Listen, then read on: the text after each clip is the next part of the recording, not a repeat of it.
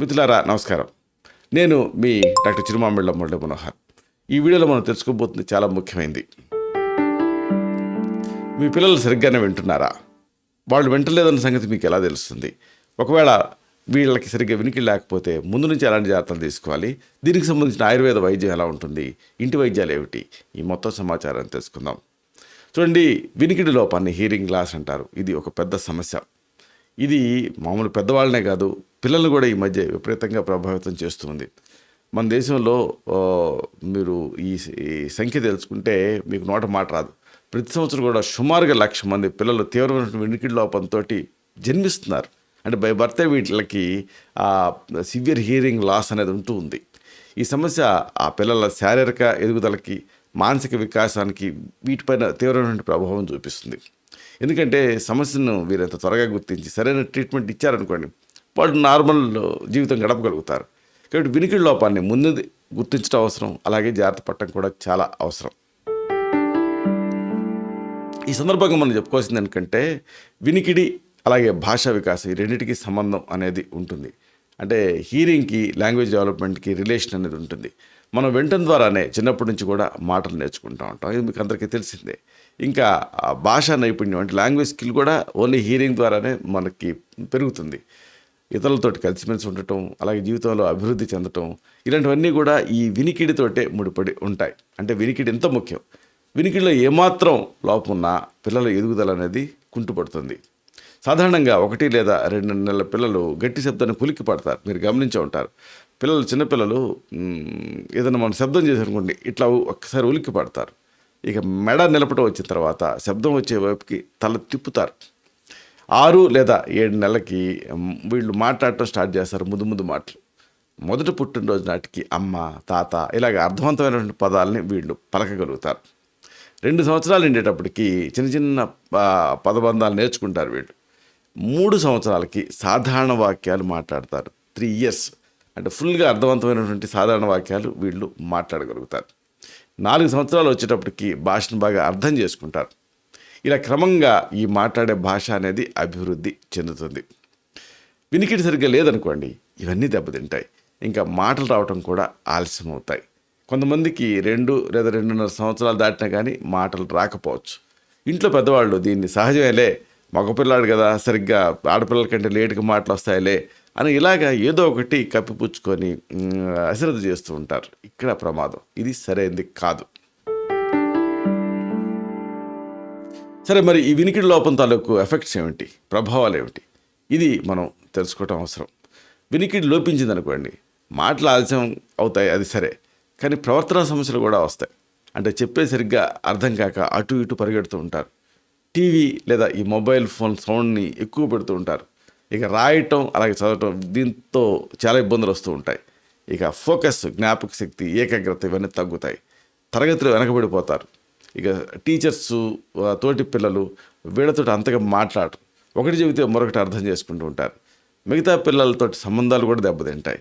దీంతో భావోద్వేగ సమస్యలు, గట్టిగా క్రాంకీగా బిహేవ్ చేస్తూ ఉంటారు. భావోద్వేగ సమస్యలు వస్తూ ఉంటాయి. ఎందుకంటే వాళ్ళు చెప్పలేరు, ఎక్స్ప్రెస్ చేయలేరు. దీంతో చిరాకు పడిపోతూ ఉంటారు. కోపం, ఆందోళన ఇలాంటివి కూడా పిల్లల్లో మనం గమనిస్తూ ఉంటాం. వీరంత త్వరగా ఈ సమస్యని గుర్తించి అప్పుడు ట్రీట్మెంట్ చేయిస్తే అప్పుడు మళ్ళీ వాళ్ళు మామూలుగా అభివృద్ధి చెందడానికి అవకాశం ఉంటుంది. అసలు ఈ సందర్భంగా చెప్పాల్సింది ఏంటంటే, బై బర్తే అంటే పుట్టినప్పుడే ఈ స్క్రీనింగ్ అనేది చేయాలి. పుట్టినప్పుడే స్క్రీనింగ్ చేస్తే అనేక సమస్యల్ని మనం ఆదిలోనే అంతం చేయొచ్చు. అభివృద్ధి చెందిన దేశాల్లో అయితే, అమెరికా లాంటి వాటిలలో పుట్టిన వెంటనే శిశువులందరికీ కూడా కామన్గా వినికిడి పరీక్ష, హీరింగ్ టెస్ట్ అనేది చేస్తారు. మన దేశంలో ఇది తప్పనిసరి కాదు కాబట్టి చాలా హాస్పిటల్స్లో ఆ వినికిడి టెస్ట్ చేయరు. ఏదో ఇక మరీ సాఫిస్టికేటెడ్ హాస్పిటల్స్లో తప్పితే అక్కడే సమస్య వస్తుంది. పుట్టిన తర్వాత వీలైనంత త్వరగా వినికిడి పరీక్ష చేయిస్తే లోపాన్ని ముందే గుర్తించేటువంటి అవకాశం ఉంటుంది. దీనికోసం మామూలుగా ఏం జరుగుతుందంటే, ఏఏబిఆర్ అంటారు. అంటే automatic auditory brain stem response audiometry అంటారు. ఎందుకంటే పెద్దవాళ్ళు మామూలుగా ఆడియోమెట్రీలో వినపడుతుందా అని ఫ్రీక్వెన్సీలో పెట్టి మనం అడిగినప్పుడు చెప్పగలుగుతారు. కానీ పిల్లలు ఎలాగే చెప్పగలుగుతారు? వాళ్ళకి వినికిడి లోపం ఉందో లేదో ఎలా తెలుస్తుంది? అంటే ఈ టెస్ట్ ద్వారా, automatic auditory brain stem response audiometry, దీని ద్వారా అసెస్ చేయొచ్చు. అలాగే ఇంకొకటి ఉంది, అదేంటంటే ఓఈఈ, అంటే ఆటో ఎకోస్టిక్ ఎమిషన్ అని ఇది ఒక టెస్ట్. ఇది ఒక స్క్రీనింగ్ పరీక్షలు మీకు పిల్లల్లో వినికిడి లోపం ఉందా లేదా అనేది తెలిసిపోతుంది వీటితోటి. వీటి ఫలితాలు సాధారణంగా ఉన్నాయనుకోండి, వినికిడి బాగుంది అని చెప్పుకోవచ్చు. ఏదైనా తేడాగా అనిపించింది అనుకోండి, వారం లేదా 10 రోజుల తర్వాత మరొకసారి ఈ టెస్ట్ చేయించాల్సి ఉంటుంది. ఏబిఆర్ పరీక్షతోటి వినికిడి లోపాన్ని మామూలుగా ఐడెంటిఫై చేసే అవకాశం ఉంటుంది. అయితే సంక్షిప్త క్రియాయోగో నిదానశిచ వర్జనం అంటుంది ఆయుర్వేదం. అంటే కారణాలు తెలుసుకోవటం. ఈ వినికిడి లోపానికి కారణాలు ఏమిటి అనేది తెలుసుకోవడం చాలా అవసరం. పిల్లల్లో వినికిడి లోపానికి రకరకాల కారణాలు కంట్రిబ్యూట్ చేస్తూ ఉంటాయి. కొంతమందికి ఫెమిలియల్గా అంటే వంశపారపర్యంగా రావచ్చు. తల్లిదండ్రులకు లోపం ఉంటే పిల్లలకు వచ్చేటువంటి ప్రమాదం ఉంటుంది వినికిడి సమస్య ఉంటే. ఇక గర్భధారణ సమయంలో తల్లికి ఏదన్నా రుబెల్లా, అలాగే సైటోమెగాలే వైరస్ ఇలాంటి ఈ వైరల్ ఇన్ఫెక్షన్స్ సోకే అనుకోండి, అప్పుడు ఆ పిల్లలకి రావచ్చు. అలాగే ఆ తల్లి వేసుకునేటువంటి మందులు వికటించడం కూడా ఒక్కోసారి పిల్లల్లో వినికిడి లోపానికి కారణం అవుతుంది. కాబట్టి గర్భధారణ టైంలో ఎడాపెడా ఏది పడితే అది వాడకూడదు. ఇక కాన్పు టైంలో సమస్యలు కూడా ఒక్కోసారి వినికిడి లోపానికి కారణం అవుతూ ఉంటాయి. దీంతో కొంతమంది అంటే శ్వాస సరిగ్గా తీసుకోలేక మెదడుకి తగినంత ఆక్సిజన్ అందదు. మామూలుగా సెరిబ్రల్ పాలసీలో చూస్తూ ఉంటాం, శ్వాస ఆడదు, దాంతో మెదడుకి ఆక్సిజన్ తగ్గిపోతుంది. ఇలాంటి సందర్భాల్లో ముందుగా ఆ కాక్లియా అనేది దెబ్బతింటుంది. దీంతో వినికిడి లోపం అనేది సంభవించేస్తుంది. పుట్టిన వెంటనే మెనింజైటిస్ అంటే మెదడు పొరలో వ్యాధిగ్రస్తం అవటం, మీజిల్స్, అలాగే మమ్స్ అంటే గవద బిడలు ఇలాంటి ఇన్ఫెక్షన్స్ ఒకవేళ పిల్లలకి సోకితే వాటి వల్ల కూడా ఈ వినికిడికి హాని జరుగుతుంది. ఒక్కోసారి పిల్లలు మంచం నుంచి పొరపాటున జారి పడుతూ ఉంటారు. అలాంటప్పుడు తలకి దెబ్బలు తగులుతాయి. అప్పుడు కూడా ఈ వినికిడి లోపం రావచ్చు. దీంతో ఏం జరుగుతుంది, కాక్లియాలో ఉండేటువంటి ఆ సూక్ష్మమైనటువంటి కేశాలు దెబ్బతినే అవకాశం ఉంటుంది. కొంతమందికి అసలు ఆడిటరీ నర్వ్ అంటే శ్రవణ నాడిలోనే సమస్య ఉండేటువంటి అవకాశం ఉంటుంది. చాలా సందర్భాల్లో ఎలాంటి కారణం లేకుండా కూడా ఈ వినికిడి లోపం అనేది వస్తూ ఉంటుంది. అయితే మరి ఈ వినికిడి లోపంలో రకాలు ఏమిటి అనేది తెలుసుకోవాలి. ఇక్కడ 2 ఉంటాయండి. అంటే మనకి బయట అలాగే మధ్య చెవి ఈ 2 కారణాలతోటి వినికిడి లోపం వచ్చేటువంటి అవకాశం ఉంటుంది. కాబట్టి బయట చెవి అలాగే మధ్య చెవి ఈ కాజెస్ తోటి. కాబట్టి దీనికి ఈ లోపాన్ని కండక్టివ్ డెఫ్నెస్ అంటారు, కండక్టివ్ హీరింగ్ లాస్, కండక్టివ్ వినికిడి లోపం అంటారు. ఇక ఫిజికల్గా ఉదాహరణకు గులిమి పెరిగిపోయింది అనుకోండి, వ్యాక్స్, లేదా కర్ణబేరికి అంటే ఇయర్ డ్రమ్కి రంధ్రం పడింది అనుకోండి, లేదా చీవు రావటం, ఇలాంటివి దీనికి కారణాల కింద ఉంటూ ఉంటాయి. ఇక లోపలి చెవిలో కాక్లియా అలాగే శ్రవణ నాడి ఇక్కడ ఏదైనా సమస్య ఉంటే అప్పుడు సెన్సరీ న్యూరల్ డెఫ్నెస్ అనేది వస్తుంది. అంటే సెన్సో న్యూరల్ హీరింగ్ లాస్ అంటారు దీన్ని. కొన్నిసార్లు ఆ మధ్య చెవి అలాగే లోపల చెవి రెండిట్లో కూడా సమస్య ప్యారలల్గా ఉంటూ ఉంటుంది. దీన్ని ఆ మిక్స్డ్ అంటే మిశ్రమ వినికిడి లోపం కింద, మిక్స్డ్ హీరింగ్ లాస్ కింద మనం భావించాల్సి ఉంటుంది. అయితే ఈ వినికిడి లోపం తాలూకు తీవ్రతని ఎలా మనం అసెస్ చేయొచ్చు, ఇది కూడా తెలుసుకోవాలి. చూడండి, ఇక్కడ ఒక కాన్సెప్ట్ ఉంది. శబ్దాల స్థాయిని డెసిబల్స్లో మనం లెక్కిస్తాం. పిల్లలు ఏ స్థాయి శబ్దాలు వాళ్ళకి వినిపిస్తాయనే దాన్ని బట్టి ఆ లోపాన్ని నిర్ణయించవచ్చు. పిల్లలు ఏ స్థాయి శబ్దాలు వినగలుగుతున్నారనే దాన్ని బట్టి సివియర్గా ఉందా మైల్డ్గా ఉందా అనేది మనం అసెస్ చేయొచ్చు. ఉదాహరణకు చూద్దాం, చేతి గడియారం ఉంటుంది కదా, ఈ చేతి గడియారంలో ఆ సెకండ్ల ముండ్లు 35 to 40 డెసిబల్స్ చప్పుడు చేస్తుంది. ఇక గుసగుసగా మాట్లాడాలనుకోండి 45 to 50 డెసిబల్స్. మీటర్ దూరం నుంచి మామూలుగా మాట్లాడే వ్యక్తి తాలూకు మాటలు సగటున 65 డెసిబల్స్ ఉంటాయి. గట్టి శబ్దాలు 80 నుంచి 90 ఉంటాయి. విమానం రన్వే నుంచి గాల్లోకి ఎగురుతున్నప్పుడు 120 డెసిబల్స్లో ఉంటాయి. ఇలాగ సంభాషణ అనేది 85 డెసిబల్స్. అలాగే ఒక లాన్ మోవర్ గడ్డిని కట్ చేస్తూ ఉంటారే, అది 90 డెసిబల్స్. ఇక ఆడియో సెట్ ఉంటుంది, ఫుల్ వాల్యూమ్లో ఉందనుకోండి 105 డెసిబల్స్. ఇంకా సైరన్లు గుయ్యి గుయ్యి గుయ్యని మోగుతూ ఉంటుంది చేశారా, అవి 120 డెసిబల్స్. ఇక కచేరీలు, పెద్ద పెద్ద డీజే నైట్లు 120 డెసిబల్స్. ఇక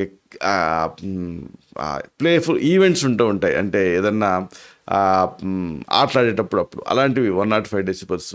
ఆ స్టేడియంని బట్టి ఆ స్టేడియంలో సౌండ్ వస్తూ ఉంటాయి, మన క్రికెట్ అట్లాంటివి. అలాగే బాణాసంచి అయితే 140 డెసిబల్స్. ఇంకా ఆయుధాలు పేలిన శబ్దం ఇలాంటివి 150 డెసిబల్స్, ఇంతకంటే ఎక్కువ ఇలా ఉంటాయి. సాధారణంగా 0 to 15 డెసిబల్స్ అంటే నార్మల్ అని అర్థం. అలాగే 16 to 25 డెసిబల్స్ అంటే స్వల్పంగా వినికిడి లోపం ఉందని అర్థం. 26 to 40 డెసిబల్స్ మధ్య వినలేకపోతే అప్పుడు ఒక మాదిరి లోపం ఉందని అర్థం. ఇక 41 to 55 డెసిబల్స్ మధ్య ఉంటే మధ్యస్థంగా లోపం ఉందని అర్థం.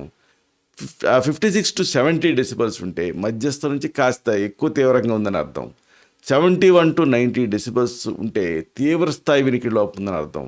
అలాగే 91 కంటే ఎక్కువ డెసిబల్స్ ఉంటే అతి తీవ్ర స్థాయి వినికిడి లోపం కింద అర్థం. అంటే 91 కంటే ఎక్కువ ఉందనుకోండి, అప్పుడు అంటే ఆ డెసిబల్స్లో వినలేకపోతున్నారు అనుకోండి, అంటే అంత పెద్ద శబ్దం కూడా వినలేకపోతుంటే తీవ్రస్థాయి వినికిడి లోపం ఉందని అర్థం.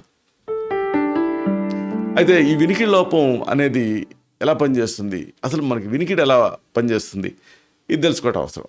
చూడండి, చెవిని బయట చెవి, మధ్య చెవి, లోపల చెవి ఇలా విభజిస్తాం కదా. ఇది మనంతా మీరు చిన్నప్పుడు చదువుకున్నారు.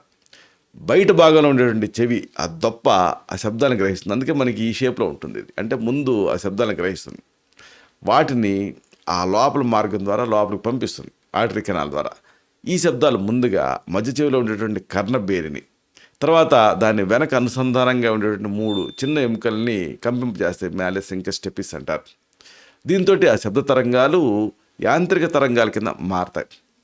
ఇవి ఆ చివర గొలుసు ఎముక ద్వారా లోపల చెవిలో ఉండేటువంటి కాక్లియాని చేరతాయి. కాక్లియాలో ద్రవం ఉంటుంది, అలాగే రోమ కణాలు కూడా ఉంటాయి. లోపలికి వచ్చేటువంటి యాంత్రిక తరంగాలకి కాక్లియా ద్రవంలో అలాగా అలలు రేగుతాయి, రోమ కణాలు అలా కదులుతాయి. అప్పుడు ఆ యాంత్రిక తరంగాలు విద్యుత్ ప్రచోదకాల కింద మారి ఆ శ్రవణ నాడి ద్వారా మన మెదడుకి చేరుకుంటాయి. దీంతో శబ్దం అనేది వినిపిస్తుంది. చెవిలో ఏ భాగంలో సమస్య వచ్చినా కానీ అది వినికిడి లోపానికి దారితీస్తుంది. మరి ఇలాంటప్పుడు పెద్దవాళ్ళలో కానీ చిన్న పిల్లల్లో కానీ ఆ వయసును బట్టి దీనికి సంబంధించి శాస్త్రీయ ఆయుర్వేద మందులు ఉన్నాయి, క్లాసికల్ ఆయుర్వేదిక్ మెడిసిన్స్. వీటిని ప్రిస్క్రైబ్ చేయాల్సి ఉంటుంది. ఉదాహరణకు దశమూల హరితకి, ఇది 10 మూలికలు, అలాగే హరితకి అంటే కరక్కాయ ప్రధాన పదార్థంగా తయారయ్యేటటువంటి ఒక పాలీహెర్బల్ ఫార్ములేషన్. ఇది ఆ వాత దోషాన్ని సమతుల్యం చేయడానికి, అలాగే జీర్ణక్రియను మెరుగుపరచడానికి బాగా ఫేమస్. ఇది పరోక్షంగా చెవి ఆరోగ్యానికి తోడ్పడుతుంది కాబట్టి నరువు కండక్షన్కి దీన్ని ప్రిస్క్రైబ్ చేస్తూ ఉంటాం. అలాగే మరొకటి బలాతైలం. ఈ ఔషధ నూనె ఇది సిడాకార్డిఫోలియా నుంచి తయారవుతుంది. దీన్ని మామూలుగా చెవి చుట్టుపక్కల మర్దన కోసం వాడుతూ ఉంటాం. ఇది ఆ నరాలని స్టిమ్యులేట్ చేస్తుంది, కండరాలని స్ట్రెంథెన్ చేస్తుంది. ఇది నరాలకు సంబంధించిన సెన్సర్ న్యూరల్ అనుకున్నామే, అలాంటి హీరింగ్ లాస్లో ఇది ప్రయోజనకరంగా ఉంటుంది. తర్వాత క్షారతైలం. ఈ నూనె ఏంటంటే రకరకాల మూలికలు, అలాగే ఆల్కలైన్ పదార్థాలతోటి ఇది తయారవుతుంది, క్షారాలు. ఇది చెవిలో మామూలుగా డ్రాప్స్ కింద వేయడానికి వాడుతూ ఉంటాం. అలాగే ఆ లోపల ఆర్టరీ కెనాల్ని క్లీన్ చేయడానికి కూడా వాడుతూ ఉంటాం. ఎందుకంటే ఒక్కోసారి ఆ చుండ్రు, సోరియాసిస్ లాంటివన్నీ అడ్డగిస్తూ ఉంటాయి, వినికిడి లోపలికి కారణం అవుతూ ఉంటాయి. అలాగే ఇంకోటి జాతీయ తైలం. ఈ నూనె మన జాతి ఫలం అంటే జాస్మిన్ రిలేటెడ్ ప్లాంట్ నుంచి తయారవుతుంది. ఇది అనేక ఇతర పదార్థాలను కూడా కలిగి ఉంటుంది. దీన్ని చెవిలో పోయడానికి వాడుతూ ఉంటాం. ఇది చెవిని ఇరిటేషన్ నుంచి రక్షించడానికి సహాయపడుతుంది. గుయ్యమనే శబ్దాలు ఇలాంటి వాటిలో దీన్ని వాడుతూ ఉంటాం. వినికిడిని కూడా మెరుగుపరుస్తుంది. ఇక షడ్బిందు తైలం. ఈ నూనె రకరకాల మూలికలతో తయారవుతుంది. ప్రధానంగా ముక్కులో పోయడానికి వాడతాం. నేజల్ కంజెషన్ క్లియర్ అయినప్పుడు వినికిడి అనేది క్లియర్గా ఉంటుంది. తల అలాగే మెడ ప్రాంతంలో రక్త ప్రసరణ పెంచుతుంది. ఇది నరాల పనితీరుని కూడా ఇంప్రూవ్ చేస్తుంది. ఇది ఇలాగా దీన్ని కూడా షడ్బిందు తైలం ఇలాంటి వాటిని యూజ్ చేస్తూ ఉంటాం. అయితే ఆయుర్వేదిక్ హెర్బల్ ఫార్ములేషన్స్ కూడా చాలా యూస్ఫుల్గా ఉంటాయి కాంబినేషన్స్లో. ఉదాహరణకు బ్రాహ్మి. ఈ మూలిక మీకు తెలిసిందే, నరాల టానిక్ కింద పనిచేస్తుంది, నరాల పనితీరుని ఇంప్రూవ్ చేస్తుంది. మెయిన్గా టినిటస్ గుయ్యమని కొంతమందికి సౌండ్ వస్తూ ఉంటుంది, దాన్ని తగ్గించడానికి దీన్ని వాడుతూ ఉంటాం. బ్రాహ్మి ఒకటి ఇలాంటి మాత్రల రూపంలో కూడా ఇది దొరుకుతుంది. అలాగే అశ్వగంధ, పేర్లేని వ్యాధికి పెన్నేరు గడ్డ మీకు తెలిసిందే, అడాప్టోజెనిక్ ప్రాపర్టీ ఉంటుంది. అంటే కొత్త వాతావరణానికి శరీరాన్ని అలవాటు అయ్యేలాగా చేస్తుంది. ఇది టోటల్గా మొత్తం ఆరోగ్యాన్ని మెరుగుపరచడానికి ఉపయోగపడుతుంది. ప్రధానంగా స్ట్రెస్ రిలేటెడ్ కారణాలు తగ్గించడానికి ఇది ఉపయోగపడుతుంది. పరోక్షంగా వినికిడికి ప్రయోజనాన్ని ఇస్తుంది. అలాగే జింకో బైలోబా అని, ఇది ఒక వెస్ట్రన్ హెర్బ్, కానీ మన దగ్గర కూడా ఇది దొరుకుతుంది. ఇది చెవికి రక్త ప్రసరణ పెంచడానికి ఉపయోగపడుతుంది. ఇక సొంటి అల్లం అంటే జింజర్ అంటారు, అంటే ఎండబెట్టినటువంటి అల్లాన్ని సొంటి అంటాం కదా. ఈ రెండు కూడా సాధారణ సుగంధ మన వీటిలాగా వాడుతూ ఉంటాం మసాలా దినుసులలో. కానీ వీటి ప్రత్యేకత ఏంటంటే రక్త ప్రసరణ పెంచుతాయి. కాబట్టి ఆర్టరీ నరుకి రక్త ప్రసరణ పెరిగినప్పుడు క్రమంగా వినికిడి అనేది ఇంప్రూవ్ అవుతుంది. అలాగే పసుపు కూడా, దీంట్లో కుర్కుమిన్ ఉంటుంది. ఇది ఇన్ఫ్లమేషన్ తగ్గించడానికి సహాయపడుతుంది. యాంటాక్సిడెంట్ గుణాలు ఉంటుంది. ఇది ఆ చెవిలో ఉండేటువంటి డ్యామేజ్ని అడ్డుకోవటానికి, చెవిని రక్షించడానికి ఇది సహాయపడుతుంది. ఇలాగా వీటిని వాడుతుంటాం. అవసరమైతే శారీబాది బట్టి ఇలాంటి వాటిని కూడా ప్రిస్క్రైబ్ చేయడం జరుగుతుంది. ఏదేమైనా వినికిడి అనేది ఒకసారి డ్యామేజ్ అయితే దాన్ని తిరిగి తేవడం కష్టం కాబట్టి తల్లిదండ్రులకి ఆ వినికిడి లోపం పైన అవగాహన ఉండటం అనేది చాలా అవసరం. ఇలాంటి మరిన్ని ఇన్ఫర్మేటివ్ వీడియోస్ కోసం ఈ ఛానల్ సబ్స్క్రైబ్ చేసుకోండి. అలాగే ఈ వీడియోలు అప్లోడ్ అవడంతో ఆ విషయం మీకు తెలియాలనుకుంటే బెల్ బటన్ క్లిక్ చేయండి. అన్నిటికంటే ముఖ్యంగా ఇలాంటి అద్భుతమైన చక్కని విషయాలు వేరే వాళ్ళకు ఉపయోగపడటం కోసం ఈ వీడియో తాలూకు లింక్ని మీ సర్కిల్స్తో షేర్ చేసుకోండి. అలాగే ఒక ముఖ్యమైన విషయం, ఈ వీడియో మీకు నచ్చితే లైక్ చేయండి. అప్పుడు ఇది మరింత ఎక్కువ మందికి రికమెండ్ అవుతుంది. ఈ వీడియో తాలూకు పర్పస్ సర్వ్ అవుతుంది. అంటే అందరికీ ఆరోగ్యం, మన అభిలాష, మన ఆకాంక్ష నెరవేరుతాయి. శతం జీవ శరదో వర్ధమానః, శతం హేమంతాన్ శతం వసంతాన్. 100 శరత్తులు, 100 హేమంతాలు, 100 వసంతాలు వర్ధిల్లుతూ జీవించండి. Stay healthy, stay happy, be positive, keep smiling. Love you all. శుభం.